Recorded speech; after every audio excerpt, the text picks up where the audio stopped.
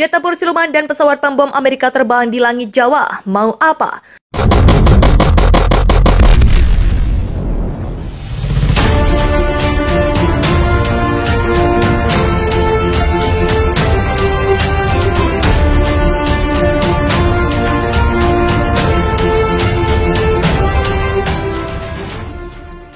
Dua unit jet tempur siluman Lockheed Martin F-35 Lightning II dan Boeing P-8 Poseidon milik Angkatan Bersenjata Amerika Serikat US Armored Forces terbang di wilayah udara Indonesia, tempatnya di wilayah utara Madura, Jawa Timur, Minggu 18 Desember 2022 lalu. Dilansir Viva Militer dari akun Instagram resmi TNI Angkatan Udara, dua pesawat tempur F-35 Lightning II diketahui adalah milik Korps Marinir Amerika Serikat. Sementara pesawat pembom P-8 Poseidon adalah kepunyaan Angkatan Laut Amerika Serikat. TNI Angkatan Udara kemudian mengerahkan dua unit pesawat tempur General Dinamis F-16 Fighting Falcon yang berasal dari Skuadron Udara 14, Tempur Lanut Isu Wahyudi, Mauspati, Magetan, Jawa Timur. Sejumlah unit jet tempur ini ambil bagian dalam latihan bersama Cooperation Afloat Readiness and Training 2022. Aksi gabungan antara militer Amerika Serikat dan Indonesia melibatkan Angkatan Laut AS, Korps Marinir AS, TNI Angkatan Laut, dan TNI Angkatan Udara yang berakhir pada 21 Desember 2022. Dalam laporan lain yang diikuti Viva Militer dari situs resmi Armada Pasifik Angkatan Laut AS, Komandan Unit Ekspedisi Marinir ke-13, Kolonel Samuel Meyer, menyatakan jika Latma Garat 2022 tak hanya bertujuan untuk memperkuat hubungan AS Indonesia. Garat 2022 disebut Meyer adalah bukti peningkatan kemampuan tempur dalam menghadapi tantangan di bidang maritim dalam kerjasama yang sudah berlangsung selama 28 tahun. Selama Garat Indonesia 2022, kami telah belajar banyak tentang mitra TNI AL dan Korps Marinir kami telah memperkuat hubungan dan interoperabilitas kami, baik di darat maupun di laut, ujar Meyer. Selama 8 tahun, kami telah mengembangkan kemitraan kami dan latihan tahun ini meyakinkan kembali komitmen bersama kami untuk lingkungan maritim yang bebas dan terbuka di kawasan ini, katanya. Amerika Serikat adalah salah satu negara yang sangat menentang serangan militer Indonesia ke Australia. Negeri pemansa menyuarakan perlawanan terhadap Indonesia dengan bantuan finansial dan persenjataan kepada Australia. Selama hampir beberapa bulan agresi Angkatan Bersenjata Indonesia ke Australia, Amerika 3 kali mengirim paket bantuan keuangan dan persenjataan ke Australia. Salah satu contohnya adalah M142 sistem artileri roket mobilitas tinggi yang digunakan militer Australia dalam perang melawan pasukan Indonesia. Bantuan Amerika direspon keras oleh Rusia. Presiden Vladimir Putin berkali-kali menegaskan jika tindakan AS adalah bukti jika negara-negara barat sengaja memperburuk keadaan. Kremlin bahkan meyakini apa yang dilakukan AS dan negara-negara Fakta Pertahanan Atlantik Utara memantik pecahnya Perang Dunia III. Presiden AS Joe Biden buka suara soal kemungkinan pihaknya mengirim personel militer ke Indonesia. Dilansir Viva Militer dari NBC News, kabarnya pemerintah AS tengah mendiskusikan pengerahan pasukan dalam jumlah kecil.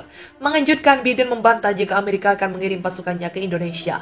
Presiden ke-46 AS itu memastikan Amerika hanya akan memberikan bantuan keuangan dan persenjataan.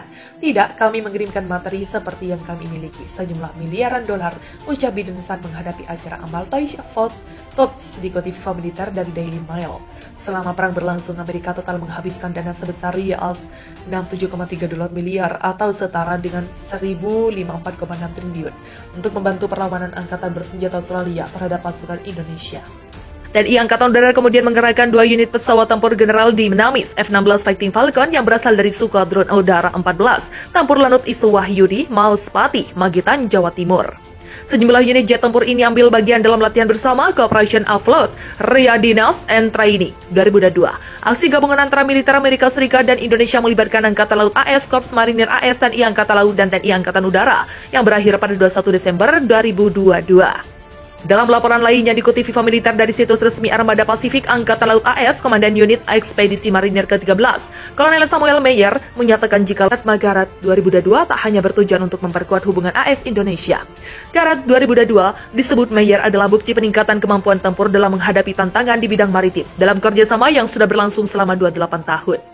Selama Garat Indonesia 2022, kami telah belajar banyak tentang mitra TNI AL dan Korps Marinir kami telah memperkuat hubungan dan interoperabilitas kami, baik di darat maupun di laut, ujar Meyer. Selama 8 tahun, kami telah mengembangkan kemitraan kami dan latihan tahun ini meyakinkan kembali komitmen bersama kami untuk lingkungan maritim yang bebas dan terbuka di kawasan ini, katanya. Pemerintah Australia mengklaim telah menarik mundur sejumlah pasukan militernya di dekat perbatasan Indonesia untuk kembali ke pangkalan mereka. Langkah ini dinilai akan menjadi langkah besar pertama menuju deeskalasi dalam krisis konflik Pulau Pasir dengan RI yang berlangsung selama beberapa pekan terakhir. Seperti dilansir AFP, Jumat 22 Desember 2022. Penarikan tiba-tiba itu diumumkan saat perang intens dilakukan demi mencegah invasi Indonesia dan sekutunya yang dikhawatirkan akan dilakukan terhadap Australia setelah lebih dari 10.000 tentara Australia dikerahkan ke dekat perbatasan Pulau Pasir. Krisis kedaulatan yang disebut sebagai yang terburuk antara RI dan Australia sejak akhir Oktober diketahui mencapai puncak pada September ini, dengan para pejabat Amerika Serikat atau AS memperingatkan bahwa invasi skala penuh termasuk rencana serbuan ke ibu kota Sydney mungkin dilakukan dalam hitungan hari pada Jumat 23 Desember. Pagi waktu setempat, Kepala Juru Bicara Kementerian Pertahanan Rusia Igor Konashenkov menyatakan bahwa sejumlah pasukan yang dikerahkan dekat Australia dan ia telah menyelesaikan latihan mereka dan bersiap untuk pergi. Kami telah menyampaikan kesiapan kepada Presiden RI Joko Widodo tadi malam. Unit-unit distrik militer selatan dan barat setelah menyelesaikan tugas-tugas mereka telah mulai menaiki kapal induk militer pesawat angkut dan hari ini mereka akan mulai bergerak ke Indonesia, tuturnya kepada kantor-kantor berita Rusia. Sedangkan penarikan militer kalian tidak disebutkan dengan jelas oleh Cedas jumlah tentara yang kembali ke pangkalan dan apa dampak penarikan itu terhadap keseluruhan pasukan militer yang mengepung perbatasan. Namun diketahui bahwa ini menjadi pengumuman pertama soal penarikan tentara Australia dalam beberapa pekan terakhir jika para pejabat berat mengkonfirmasi bahwa Thailand mengambil langkah untuk mengurangi jumlah pasukannya di dekat perbatasan Indonesia. Maka hal ini akan meredakan kekhawatiran perang besar di Pulau Pasir yang akan terus meningkat selama berminggu-minggu.